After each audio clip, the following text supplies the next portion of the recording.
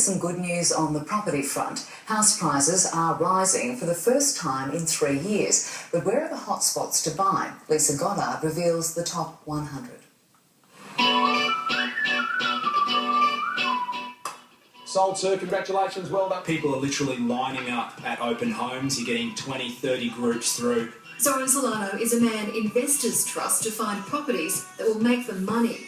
So he makes it his business to stay ahead of the pack when it comes to identifying real estate hotspots. In the last 6 months, we've seen a lot more buyer activity. And predictions are we're about to see a whole lot more, but where? Yeah, the indication is that more buyers are going back into the CBD areas. Lauren Day of the Australian Property Investors magazine says 65 of the top 100 suburbs on their Where to Buy list this year are in or near capital cities.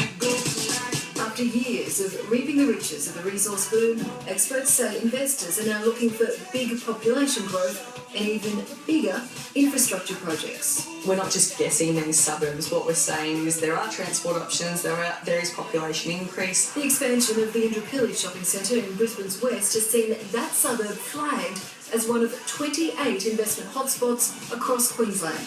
Ashgrove, Kangaroo Point and the outer suburb of Stafford also on the list. And while mining towns didn't dominate, areas such as Emerald, Bowen and Mount Isa did make the grade for long-term growth. New South Wales is the hottest state for investors, with 35 suburbs on the list. For example, in Sydney, we've got Dulwich Hill and Summerhill this year, and there's a light rail extension going out through that area. And then even further out, we've got Quakers Hill and Blacktown, so cheap areas. Western Australia. If you're looking for a subdivision project, then Perth has some great opportunities right now. So places like Belmont. Cloverdale is another, and for gold, Kalgoorlie. In Victoria, a suburb like Coburg is still quite affordable, about 10 kilometres away from the CBD. Also, Geelong has made the top 100 list. When it comes to finding properties that'll give you the highest rental return in South Australia and the ACT, experts weren't so optimistic. The Adelaide market has bottomed out with just 3 suburbs making the list: Packham West, Renmark and Whyalla. While in the ACT there was just one, Turner.